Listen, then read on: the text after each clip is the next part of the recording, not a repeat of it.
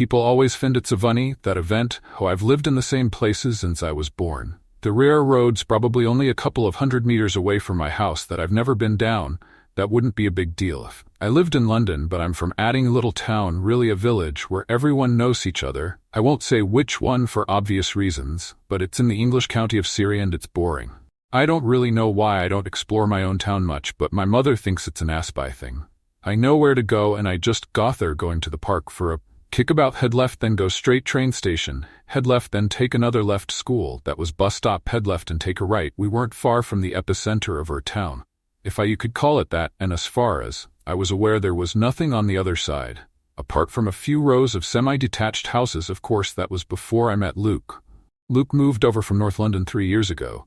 When we were both 15, his parents were one of so many couples who decided to move out of London. They moved in summer, so Luke could settle in before starting sixth form, which if you're not from the UK is basically the last 2 years of school, and the only bit that's optional. Me and my two mates Tom and Liam met Luke in the park on a swelteringly hot day, inviting him to join us for a kickabout that only lasted about 20 minutes before we surrendered to the heat, and sat in the shade, pumping him with questions as rural kids inevitably will when encountering anyone new.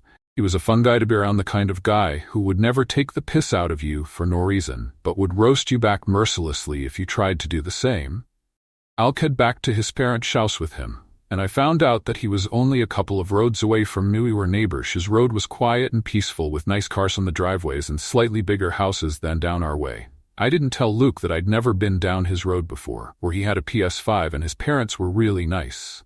So decided to stick around and texted our parents to say we'd be back late. We played FIFA for a while, in a round robin, and when it wasn't my turn I alternated between watching and looking out of the window. The house directly opposite his caught my eye. It looked slightly older than his parents' house with fading brickwork, but that wasn't what drew my attention to it. Though it was still a while until sunset, someone was systematically closing every window on the front-facing side of the house. I saw the same arm its owner obscured behind neck curtains, reaching out to close each window before making a hand movement that quickly interpreted as locking.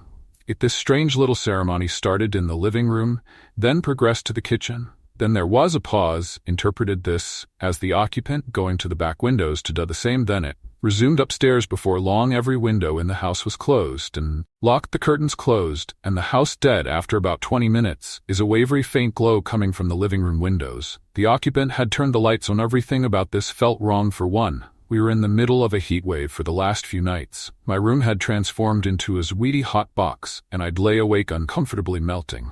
Not to mention that this was in the height of cow where people were keeping their windows open in the dead of winter, let alone a boiling summer evening. I stared at the house for a few moments, wondering how stuffy and uncomfortable it must have been at the moment.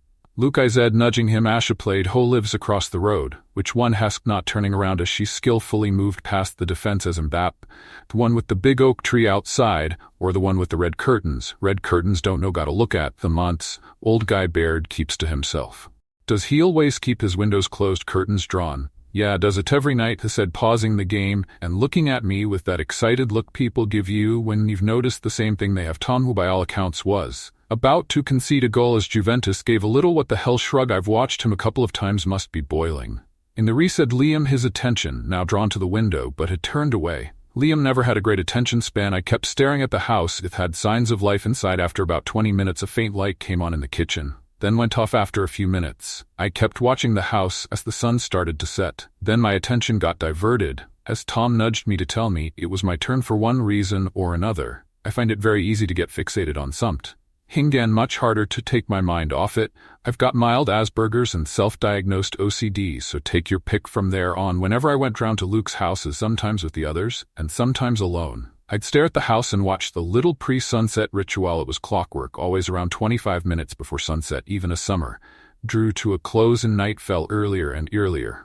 Luke hadn't taken as much of an interest in it, but he was polite and enough to indulge me in. He'd seen the man a few times now and told me that it got a food delivery every 3 weeks. Source, but that was the only time you saw Wim leave the house one Saturday morning in September. I managed to get a look at this firsthand. The delivery driver was waiting at least 3 or 4 minutes when the door opened. An older man in his late 70s maybe opened the door and walked straight out onto the threshold. He looked like he'd had a few hard years. His skin, even from across the road, looked rough and coarse. His hair was dirty gray, and too long for a man his age, coming down to the nape of his neck. He had a thick ragged beard of the same unsightly color. He was wearing a vest that showed off a surprisingly wiry physique for a man of his age, as well as some Malloy-looking pajama bottoms. What really stood out about him, though, were his size. Even from my distant vantage point, I could see that they had a burning energy about the man. The delivery driver, who'd no doubt been about to voice a complaint of being kept waiting for so long, visibly took a step back. The old man's eyes never left the driver. Asha picked up the shopping,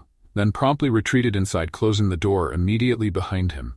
The driver, taken aback, paused for a few moments and took off, heading out the gate much faster than he'd entered. As the school year started and the seasons took a slow slide from summer to autumn, then finally winter, my attention waned when it came to Lange's neighbor. His window routine became just another thing happening in the background, just like everything else that could happen in a nothing town like ours. That was until a month ago. Luke and I, and now gangly 18-year-old Shad, been at the pub celebrating our last exams, our levels, a major set tests that happen at the end of the 6th form, and basically determine which university you can get into. We'd gone back to his to have a few more beers and play some of his newer games. In the 3 years since the two of us had first met, Tom had moved away, and Liam had fallen in with some of the rougher 4 kids at school, thinking he was a roadman and giving us a wide berth. It was getting late, and I was thinking of going home. I had my phone resting on the windowsill, and I grabbed it to check the time. I saw a figure running full pelt down the road. It was the old man, moving with a speed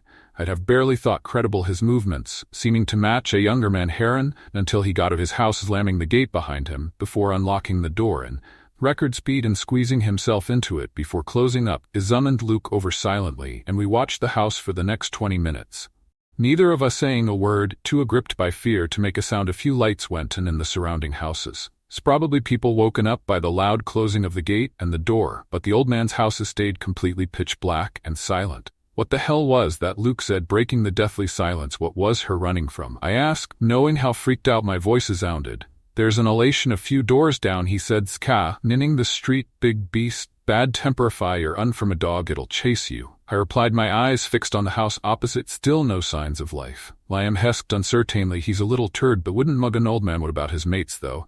I don't think so. My voice was stency and hollow. I had a horrible feeling on my mind. We sat there for half an hour scanning the road, then I headed back, looking up and down the street, and Erie's eyelids fell over the whole place, and as shivered and spit of the hot summer night. All the house lights were off. Now down the road, the occupants' deck, idling to sleep. Now the commotion had passed. I got to my parents' house and turned in my sleep uneasy. I woke up around noon. Hey, you did too, when you were on summer holidays, and headed downstairs, deciding that I had to tell my parents about this, not for them to march over and get to the bottom of a situation, but because they were surprisingly good sounding about us. Whenever I had an obsession or neurosis bubble over, so spent 2 weeks prodding and fring over what I thought was a new dark mole on my shoulder, only for Mom to tell me with an eye roll that it was a birthmark. Eyes aware in the kitchen with Gary, your new neighbor, a meek-looking man of around 40 years old. Gary was a boring guy, possibly on the low end of the spectrum like mean, and hadn't said much of a word to anyone since he'd moved in, until my parents had sort of taken him under their wing. He wore what I'd already used wash his favorite shirt, a faded dark AC/DC shirt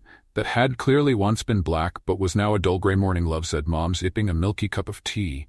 You getting late? Yeah, proper late, I said, joining them. Normally ate until Gary was gone, but he was nice enough and would probably be a fairly sensible sounding board. Listen, I was at Luke's house last night, and I saw some thing weird. I paused. You know that house opposite him with the old man and the red curtains? Yeah, Mom said, nodding. I mean, I know the house. I've never met the owner. He has this bizarre ritual. Before sunset, all the house windows get closed, curtains drawn, complete blackout.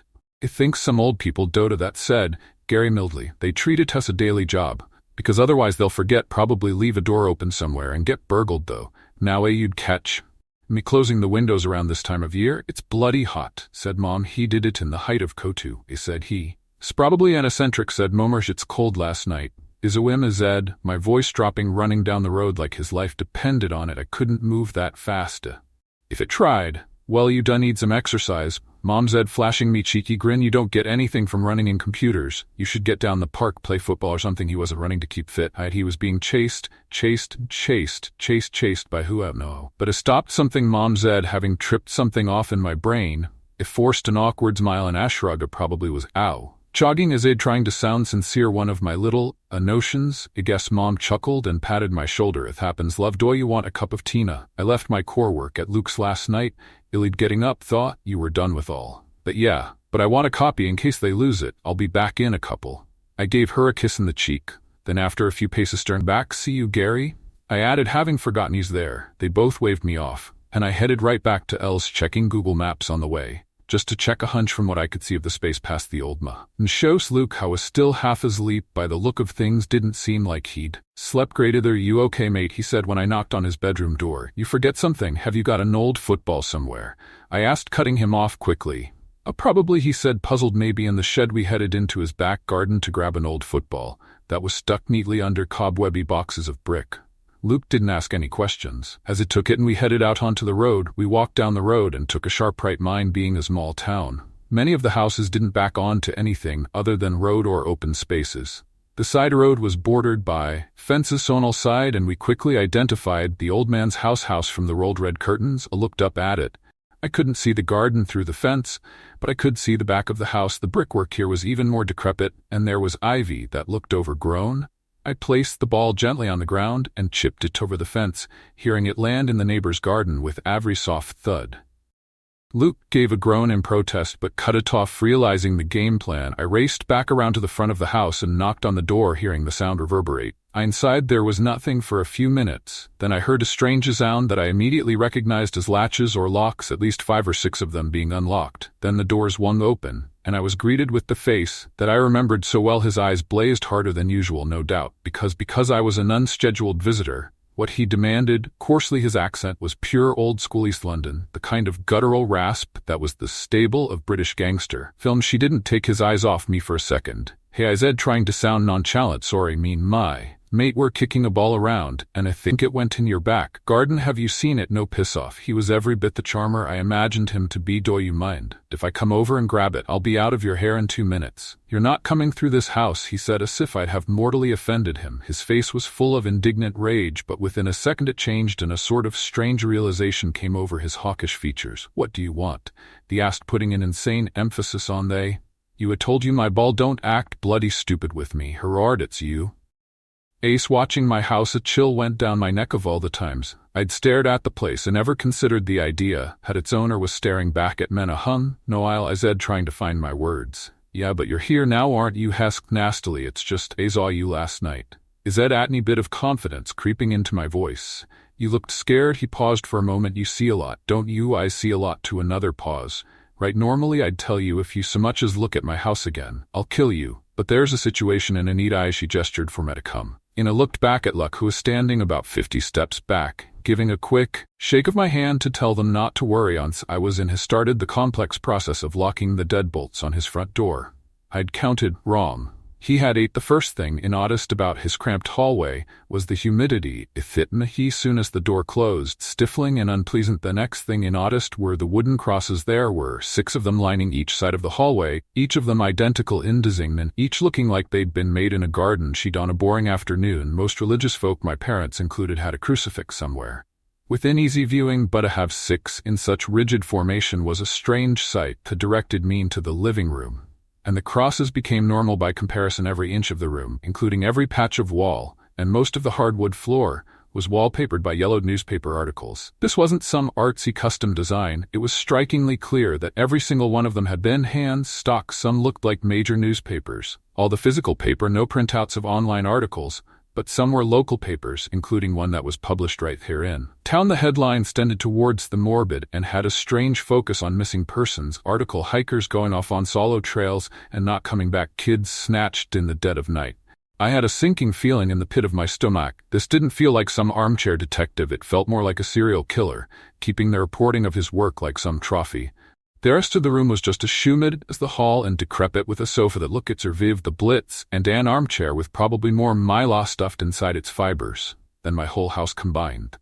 The old man directed me to the armchair and he sat down, fear making my heart pound, wondering whether he should make a run for it and try to throw open the deadbolts before he charged out to grab me.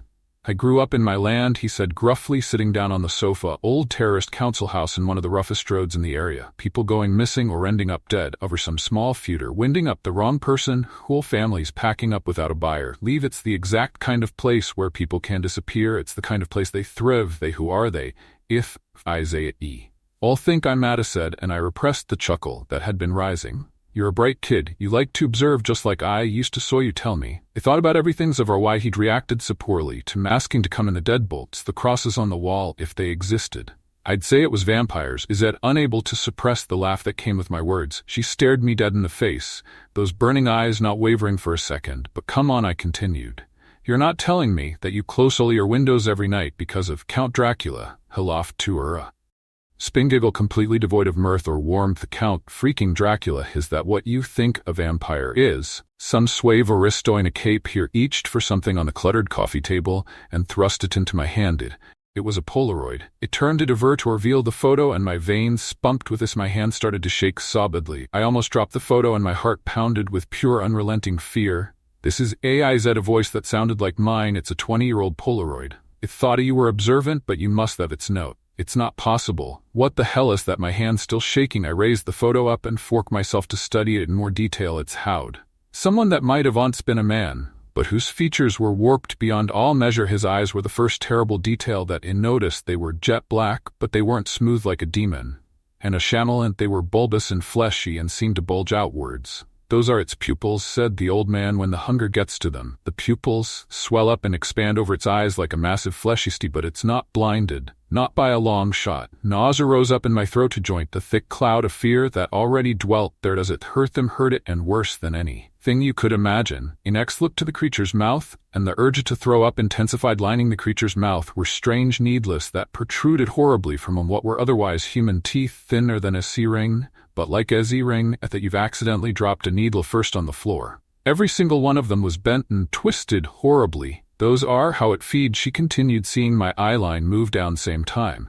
As the pupils well up, these things slide out of the teeth. They start straight, then a few bits down they start to catch and bend. The rest of the creature's features were relatively unremarkable. It was pale but not insanely so, and its head had mats of lanky black hair. I feel like every second I stared at the photo brought me closer to panic, but I forced myself to put it down and engage my brain. There's no way this thing exists. I said more to myself than the old man. It would be on the internet that within days, and even if all this goes away after it's fed, there's no way this sort of monstrosity could go back to looking like a human. You'd be surprised, he said. I've got loads of photos of vampires in their N. Or malform butanly when the state lucky form meth. That whole thing about photos and reflections isn't true. The only thing that marks them out is their eyes. After a couple of years, all that trauma scratches their iris until it's more orless blood red. So what do they wear contacts? He said, the levity of the joke dying in my mouth. Exactly, he said, it's the only thing that works from everything I've seen before. Contact lenses and sunglasses, but those always attract attention when worn at night. One of the hardest parts of a vampire's life was shading their eyes. They're so much bolder than they used to be, and why they hide in plain sight instead of lurking in damp caves. What do you mean hide in plain sight? It's the way for them now. They move around under different identities, blend in people. Invite them and make them a cup of tea. They come back when you're asleep, or if they can't get invited, they try to rig the game with loopholes. Anything that could count as invitation. An open window. Realization hit me like an electric shock. That's why back when I was a kid, my sister, she was ill, not the type of ill you recover from. She was hot all the time. She'd sleep with her window wide open in the dead of winter just to cool down. Then on night one took her. I'm so sorry. How I paused. How did you know it was a vampire? I killed it. The said tracked it down and killed it. It was weak. My sister's illness had done that when he drained her dry. I had about 50 questions rising to the surface, each resting on the lunatic presumption that what he was telling me was fact. Eventually, it arrowed it down to one that had burned on my brain since I'd walked in. You said there was a situation. I said finally you could say that one of them's here. Ought the rational part of my brain still rejected everything he had to's. I asked nonsense. I still felt an intense pang of fear grip me. Here in town right here. It hasn't struck you. Tittleways waits a little while before starting its nasty work. If people go missing as soon as it moves to town, there's questions asked. So how do you know one's here? Here reached for a freezer bag on the floor nearby and handed it to me. For a second I couldn't understand what I was seeing. Then my brain processed it and I let out a horrified, nauseated groan. The bag was full of contact lenses, each of them caked in blood. I dropped it on the floor, telling myself I'd use a bucket. And sand sanitizer I got to out only yearly warning sign. You get the said right now. It's hungry, it's getting pangs and transformations most nights. It stalks the night looking for easy opportunities, and as it gets hungrier it this to keep going through these. In case it's spotted, he gave an unpleasant grimace, no doubt imagining with horror the scene of a vampire shedding contact lenses like snakes shed their skin. Just like I know you think it's BS, but I want you to do something for me. He continued. Watch, I repeated, puzzled, just like you watched my house and watch. Me apply that Toyer Road whenever you're about to go to bed. Just watch your street for, I don't know, 10 minutes or so. Vampires move around a lot. They'll combo a whole town in a night looking for an opportunity to feed quietly or to scope out future victims. There wasn't much to say after that, so I headed off telling the full story. To Luke, who had clearly been on the verge of dialing 999, I raced home. Not saying much when I was shed my hands for 5 minutes straight. She probably wrote it off as a random OCD moment. I spent the rest of that day doing some I reading, then played on the PS4 until around midnight, then scolding myself for giving fantasy even a moment of my time. I went and sat in front of my window, gently prising the net curtains to inside. I didn't stay there for long. It was 20 minutes at the most. My bedroom window directly overlooked the road, and I got a good look at whoever was coming and going. Noon did. My town shuts down long before midnight. It wasn't until I was completely convinced that there was nothing or noon passing through that night that I folded then curtains back over and went to bed. I don't exactly know why I did it,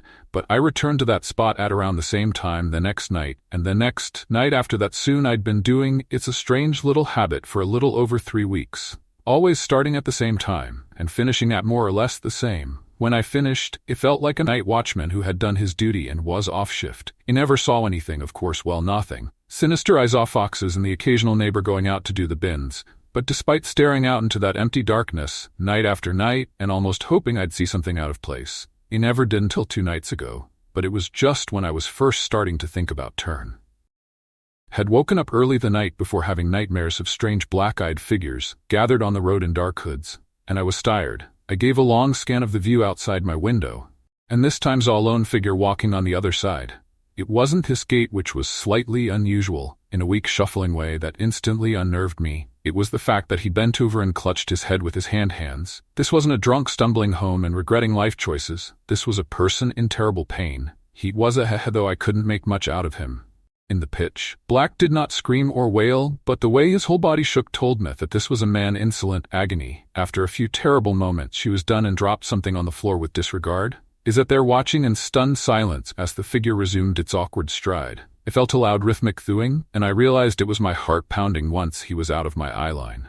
I crept downstairs, my parents both being sound asleep. I opened the front door as delicately as I could, taking pains not to close it hard, before I made my slow way across the road, checking the coast was clear of the figure. Before I got to the other side, he dropped a bloody contact lens. Every rational part of myself scrambled for reasons and justifications, but they were all silenced in an instant. I could feel myself hyperventilate and shake as I stared down at that loom object, willing myself to shine a light on it so I could confirm it was some innocuous debris that just looked like a bloody contact lens. But I didn't. Instead, it took off in the direction of the figure, forcing my legs, which felt like jelly, to move. I got to a 3-way turn at the end of my road and panicked, slightly wondering if I'd lost the strange figure, but a small movement in the corner of my eye on the left kept me focused, and I pursued the figure quietly as it made its way down the road. As I continued as where the figure had decided to head at the end of the road, there were 2 massive oak trees, and between them was a footpath leading to Ericetti Turnstile.